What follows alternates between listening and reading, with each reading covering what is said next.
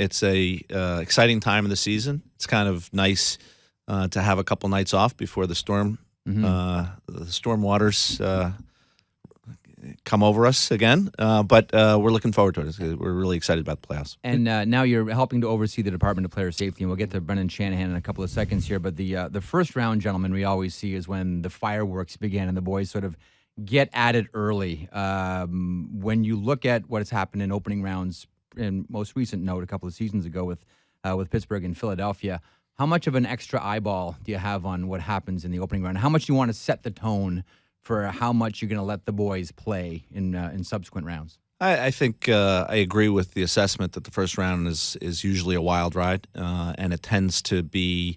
You tend to have more incidents in the first round than you do in any other round of the playoffs. So I don't think it's the one of the things that Brendan did very, very well is he put together a great team of people and individuals, and everybody watches every play. So it's not really an extra eye on the games because those eyes are there anyway. But certainly you want to stay on top of it and not let it get out of control. Mm-hmm. And if you have to make a statement, you make a statement early. Just wonder what Bill talked about a quiet couple of days. Well, really, it's been anything but. I think, here with what's gone on in Toronto, and I would think in your offices as well. So talk about the eyes that are going to be watching, and who is Alexander Haig right now? The real Alexander Haig, who's in charge as far as making this all-important first decision and subsequent ones. Stefan Quintal, who has been with Brendan and with the Department of Player Safety from the start, is experienced. Actually, he was one of the disciplinarians. He was the disciplinarian we sent to Sochi, who oversaw the Olympic tournament. Not a lot of people know that. He and Kay Whitmore from Coley's department went over to Sochi and were our hockey operations guys there. So he brings, obviously, a long career in the National Hockey League, a lot of experience in player safety. And I've been, so I work closely with him in Sochi. I really like Q a lot. And I think he's done he's stepped in to a very difficult position. And the early reviews are very positive, at least from me. He has a lot of poise, and he's decisive, and he'll do a good job. Bill, I understand that you're going to be more involved now with that committee.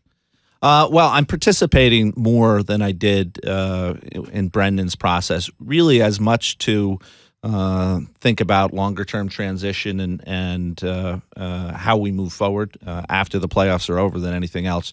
But as I said, my participation since Thursday night, I've been very, very impressed with the people Brendan put in place and the mechanism, quite frankly, that he put in place in terms of how those decisions are made, the consultative approach that dedicated hockey guys have, and ultimately, Stefan is making the decisions. You're working a little closer with the committee. Does that have to do with the timing of Brendan leaving?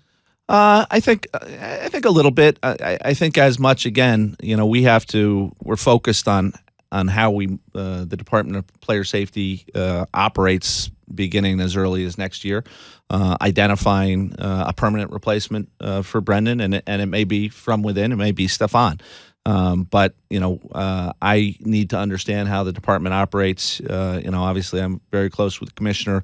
And we talk about that process, and we'll both be involved in that process as we move forward. And this is going to help me. Hockey Central at noon, presented by Lexus on the Park. Bill Daly, Deputy Commissioner of the NHL, around the table. Denny Potvin, Gord Stellick, and yours truly, Jeff Merrick. Sticking with the Shanahan hiring as well. And many people have sort of felt a little bit uncomfortable, and I count myself as one of them, Bill, about how this all went down. For the obvious, potential for conflict of interest. Here's someone who's working in a very specific capacity for the NHL as an official, negotiating a contract with an NHL team. How was that received in the NHL offices? Well, I obviously the timing that this all transpired wasn't ideal, and in retrospect, perhaps could have been approached a little bit differently from the NHL's perspective. And that's not Brendan at all. It's really us collectively allowing it to happen at the point in time it happened. But once it happened, it was this was not a prolonged negotiation. This was not a situation where Brendan was wearing multiple hats for any period of time, really. Once the initial meeting happened, the marriage really was consummated immediately. And at that point in time, Brendan was the first one to acknowledge he can't competently continue to do the job he's charged to do with the National Hockey League. There's a clear conflict of interest. And the reins were turned over at that point in time. So there was never a point in time where he was in between. Curious for the next person that steps into that role, will there be stricter guidelines on how you can behave negotiating with other teams at various points during the season? Will that be sort of tightened up a little bit, or are you comfortable with how it works? Yeah, now? again, it wasn't really Brendan's issue, right? So it was the Leafs wanting to talk to Brendan about potential employment, and us granting the Leafs permission to talk to him. So no club would approach Brendan in that circumstance without coming through the league office. And again, in retrospect, maybe we would have done it a little bit differently. But we are where we are, and as I said, I think I'm very comfortable with the framework that Brendan's put in place, and I think at least the last 4 nights of the regular season operated seamlessly. So hopefully that continues the next 2 months in the playoffs. Yeah, I believe Central Scouting has something in place about scouts can't be approached till after the draft, or just like that, and they're NHL employees. Might you think down the road that might be something you think about, even like if Bill Daly gets approached, that it can't be till the playoffs are over or something like that? You know what? I think I think it's really a case by case.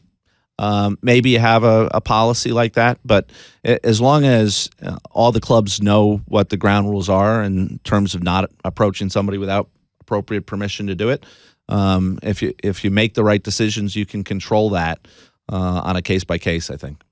Bill, from your perspective, when taking a look at the NHL playoffs and the different format, how has that been received, the change and the new wild card format? I think it's a good question, and I don't think we're going to be able to answer the question definitively after 1 year. But I'll tell you, I think we've been trying and striving for a long time to find a matrix that would get every team in every building throughout the course of the season, and I think that worked well. I mean, obviously, one metric you look at is attendance, paid attendance, and we set another record as a league this year, played to 96% of capacity, and I think 21.7 million fans went through the turnstile. So from that perspective, it was positive. I thought the wild card edition created a new wrinkle in terms of how fans followed kind of playoff qualifying, and nobody can argue with first round matchups. I think we probably are most exciting from a matchup perspective first round in a lot of years. So I think to this point, the reviews have been positive. Yeah, there was a report out about a month and a half ago that suggested the NHL might, as early as next season, look to massage this a little bit. If there's a wild card crossover, if there's a Metropolitan Division team facing off against Atlantic and vice versa, that they may be switched to enhance, divisional rivalries. Mm-hmm. Any truth to that? Has that been discussed? Is that on the agenda? Is that on the horizon? It's something the managers raised at one of our meetings this year, and I think we'll talk about it again in June.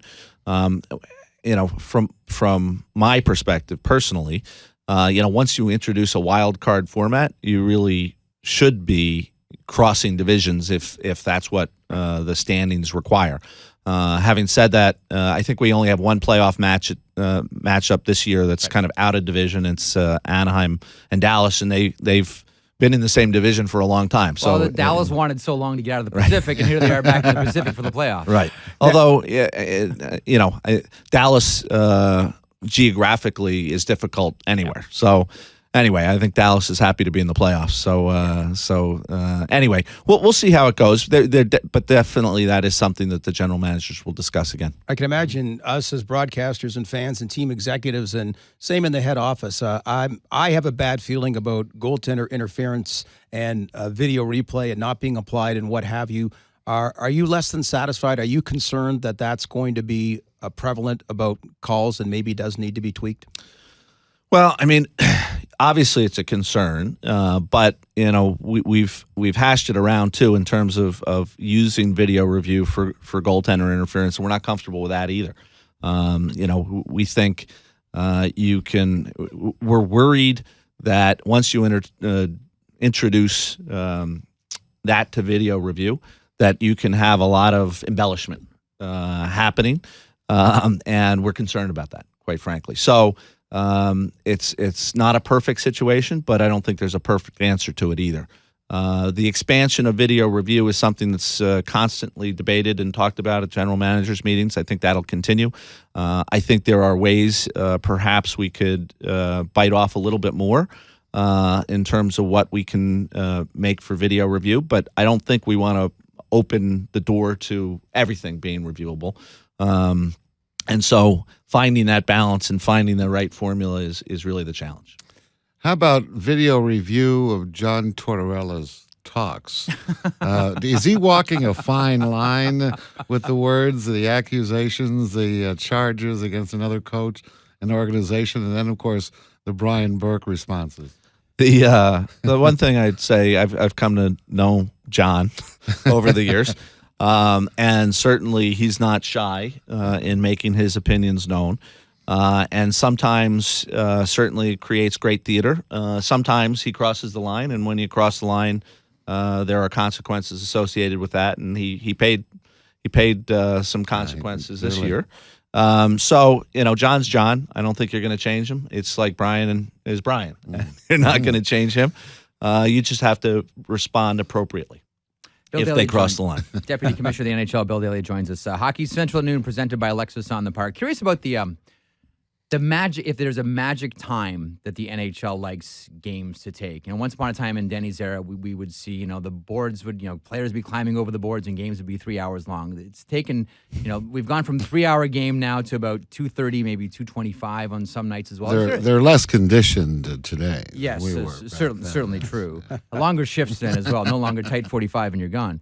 Is there a magic time in the NHL office that you want your games for a 60-minute game to take place? I think, going back around 10 years ago now, there was an effort made to speed up the game. There was a feeling that the games were dragging too long, and we had hurry-up face-offs for a while.